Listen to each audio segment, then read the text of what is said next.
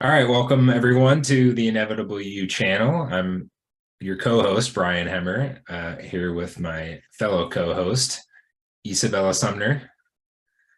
And back for another new moon every 28 days and change. You'll see us given the forecast for the next or for the current lunar cycle.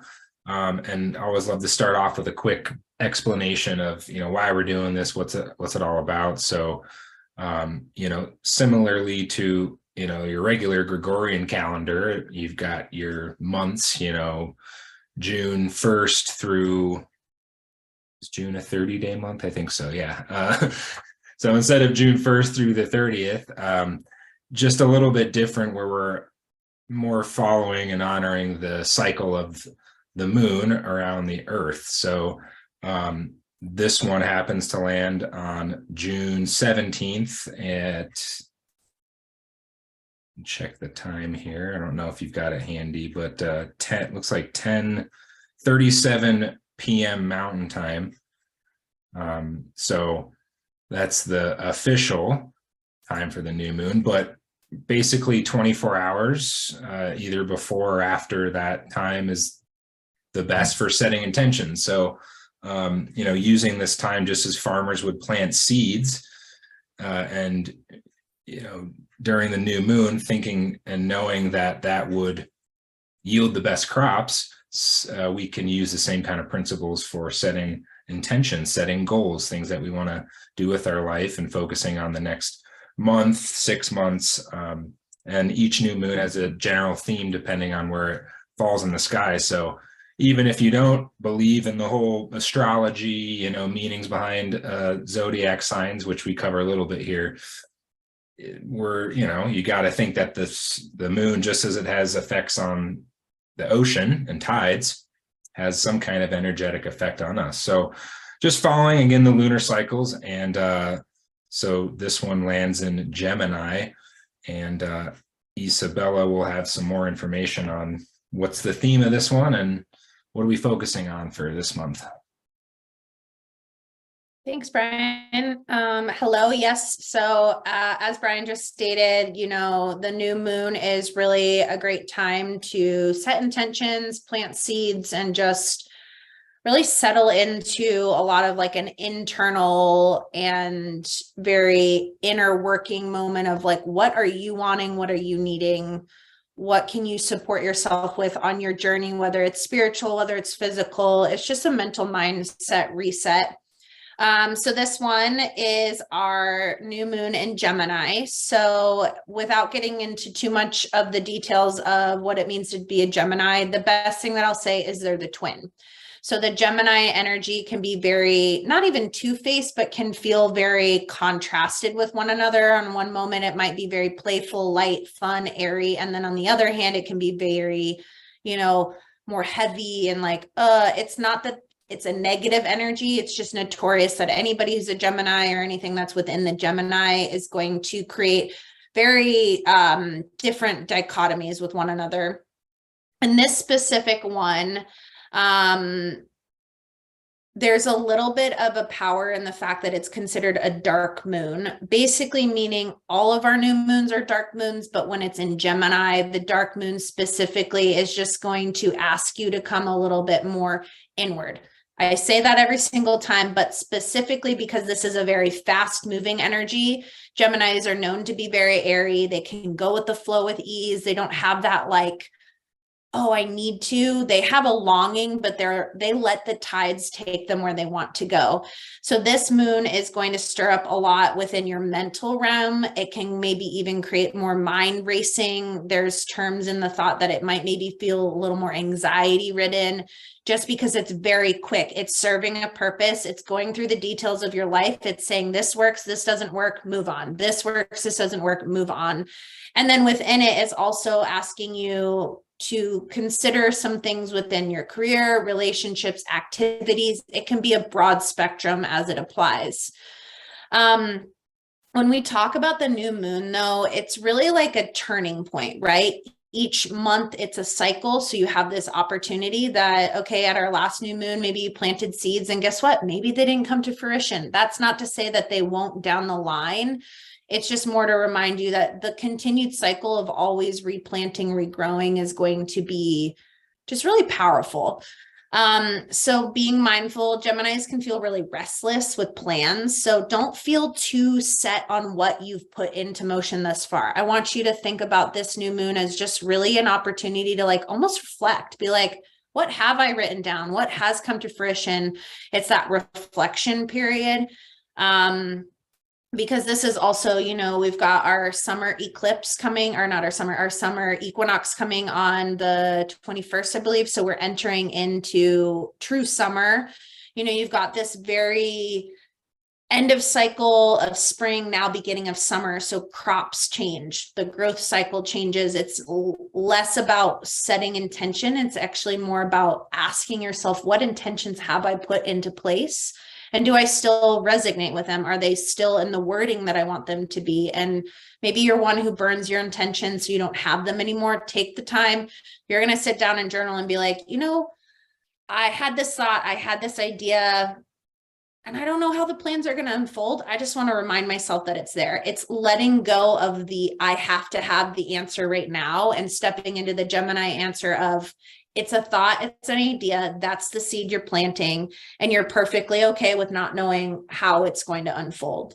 And that's even to look back on past months, still continuing to say, cool, I set those seeds, they haven't come to fruition yet, but not my problem. I'm not forcing it. I'm just constantly reminding myself that I can't put my energy and source into wanting something to happen. I have to really allow it. The last thing that I'll really say about this is, if you want further in-depth knowledge, Gemini is a great place to really consider a little bit more of your spirituality. It does fall into more of that forward-thinking, open aspect house. And with the summer coming here in the next week, you might notice that it's just going to feel different. And you may not be able to pinpoint what the feeling is, but it's okay to be able to stop and pause and be like, I feel overwhelmed right now. I am feeling this quick, fast pace. It's now summer. It's now June.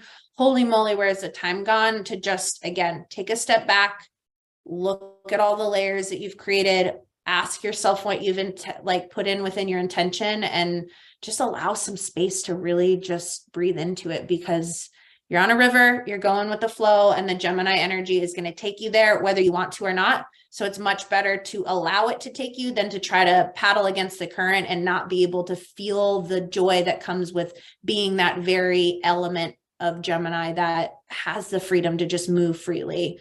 Something I know personally I'm in work with, patience is maybe not my strongest suit. And being a Capricorn myself, I'm very dead and set on having things a certain way. So I have fun when it comes to the Gemini energy, because it really asks me to just not be so serious, have a little fun. Like, we need a lot of that as humans right now, just to be playful, have fun, ask ourselves, what do we need to feel really set up with success? Awesome. Love it. One thing that I was reading about, or just saw a theme of in a couple articles, was, again, as part of the Gemini energies, it's a lot about communication and connection. And so, you know, getting out there, maybe, you know, because it's summertime and you're out more, you're interacting with people more, maybe, you know, projects or things that you're taking on that you want to accomplish requires more communication with other people in your life, with friends or business partners or whoever. So really, you know, leaning into that and keeping that in mind as you're setting your intentions. You know, do you need, you know, have you been lacking that kind of connection element? Do you need to bring more of that into your life now? And then also, as I, you know, think about the Gemini, the twins, again, it can be this energy of like, part of me does, part of me doesn't, or like you feel one way, for one part of you feels one way, the other part of you feels another way. So reconciling that, and to you know, Bella's point earlier, it was something about, looking at those options and then just making a decision, being decisive about it, and, moving on and going from there. So, looking at those maybe dichotomous parts of you, or those things that you're wrestling with, and getting to some clear resolution and decision making around that is kind of what I'm feeling around it. Yeah. Is that what you're getting to? Oh, accurate. Yeah. I mean, anything within like a Gemini, specifically within the moon, because again, whatever your belief level is within your spirituality in terms of astrology, the signs can change when they're underneath like your sun sign versus your moon sign. So a moon Gemini really is like very flirty, very emotional. They can be very social. It comes across as like almost a little distracted, but like in that really fun way, that life of the party that just is kind of moving with ease and you're drawn to it. So I think it's like looking at what you've written down for this year and being like, what am I drawn to in my life? What is giving me joy? And where am I finding this like exceptional want to be? Because that's the energy aligning with your purpose. And as you just said, Brian, meeting yourself in that kind of happy middle to be like, okay, yeah, maybe I'm studying for a test, but my friends are going out. Like, you don't have to study. Maybe you say, okay, I'm going to go out, but it's going to be until 10 o'clock.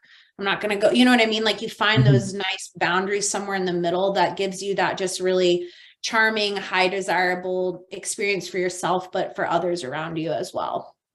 Yeah. Awesome. And then again, like, take it or leave it. If any of that resonates with you, I think these are things at any point in time throughout the year you can, would be helpful to do.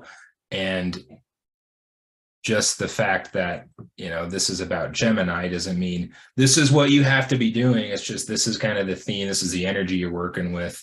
Maybe pay attention to it, become conscious of it, and see what it does for you. So, which the last thing, and I had it in my notes, and of course I forgot it. The one other thing we like to look at, especially within the astrological, is the only thing to be mindful with this new moon is that it is clashing with Neptune, which just basically means Neptune is the planet for spirituality and mysticism, which, as Brian and I always say, we like to defy our mysticism around here.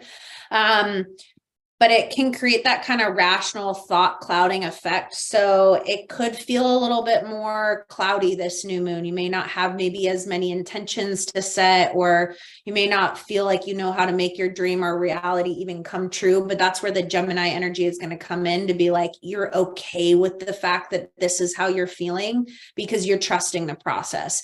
And everything that we do, and every single time we talk about this, there's a huge belief component that comes into it. It's where, manifestation stems from. It's where we talk about within the inevitable you, the term of like trying versus actually doing, and then having this innate power to say, I'm just going with the flow and I allow. And when you allow, this weight is lifted and then this airy energy comes in, and the thought cloud that kind of blocks up here feels so much nicer, and you're able to forge ahead because you have a clearer picture, because you've been able to take a little more of that inner thoughts, inner perspective within in consideration.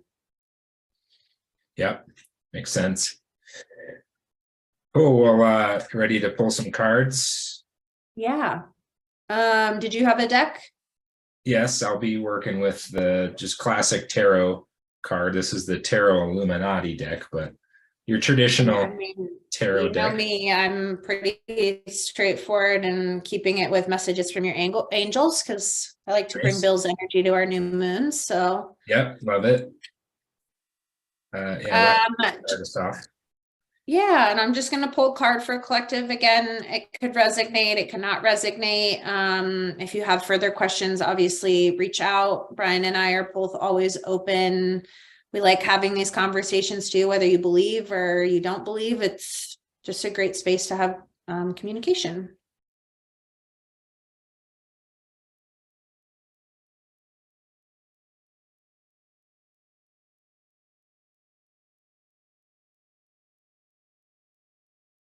Are you pulling? Okay.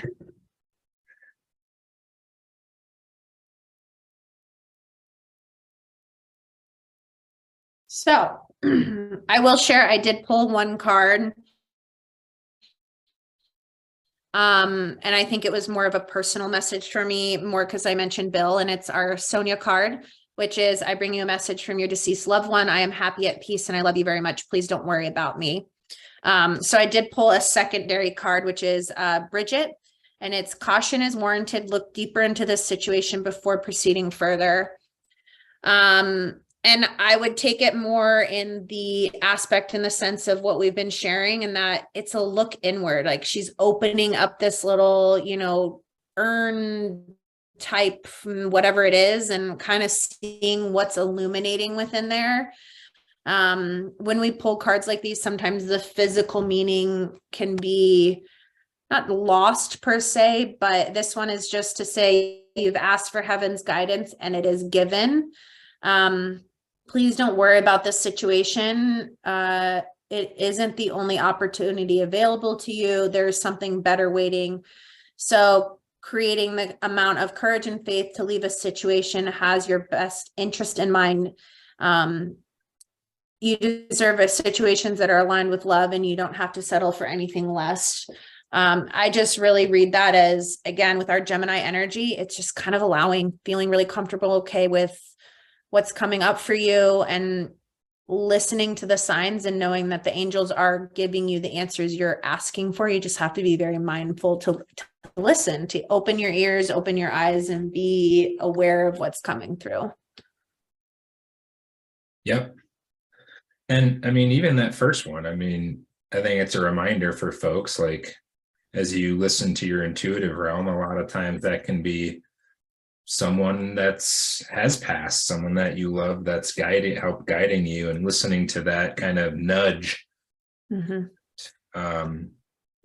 feeling their support in some of these maybe tough decisions that you have, or, if you're missing someone.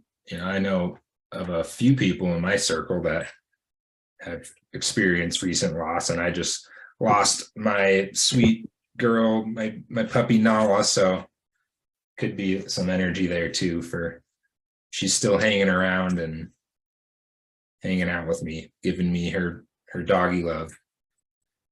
I agree. The amount of times, though, that I go to do a reading and I'll pull for like a friend, and that Sonia card almost always comes up, I think, just as like a Bill saying, hey, what's up? Hello, I'm here. More him kind of like sitting there with a little smirk on to be like, see how powerful I am. I think it's probably 3 or 4 times out of 5 this is the first card I pull, and I clear the energies. I'm asking for the person, for the collective, and this is what pops up. So just a reminder of just the magic that's really out there and all around us and within us. For sure. All right, so message for the collective from the tarot deck is, the Chariot. So as we look at this, what's the imagery we have there? I mean, the chariot, it's very regal. It's being led by animals, the intuitive realm. I'll have to think about the imagery there, but let's see what the book has to say. 7. Let's see. 7, yeah.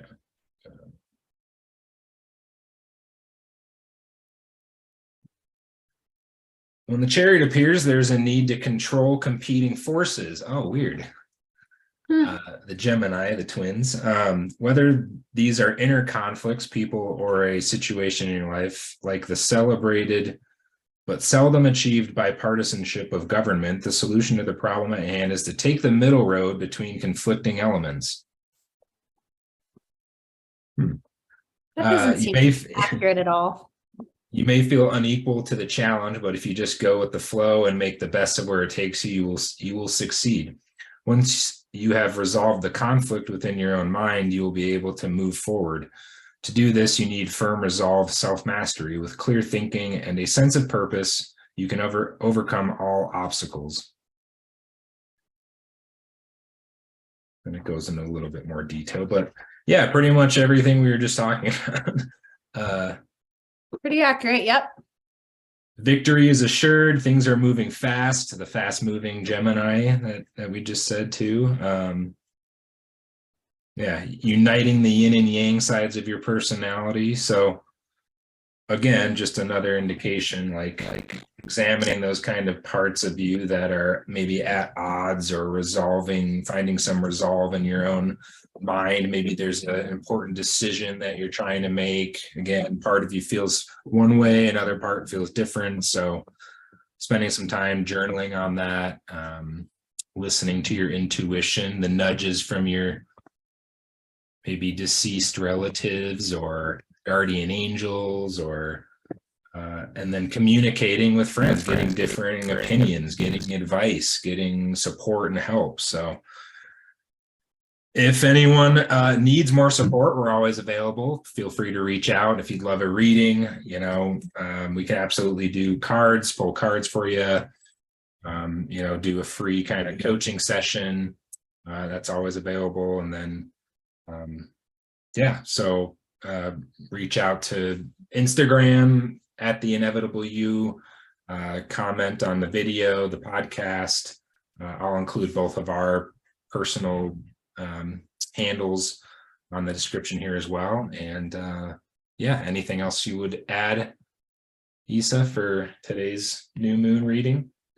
No, I feel great. I'm appreciative of each and every one of you, and Brian and I really are just grateful to have the collective and the community space to, just really continue pushing for not only what The Inevitable You is doing, what we each individually are doing, and then just keeping in mind that in the crazy fast world that we live in, there's always a space and an area for you to just come to that has a lot of support, understanding, and in the best way challenge, because we want to have these conversations where we're talking about things that maybe feel uncomfortable at first, or maybe then stretch further to other people within your own collective, and it snowballs from there in a really beautiful way. So lots of gratitude. Likewise, thanks everyone for watching or listening. Thank you, Isa, for all the great info, and we'll see you next moon. Take care.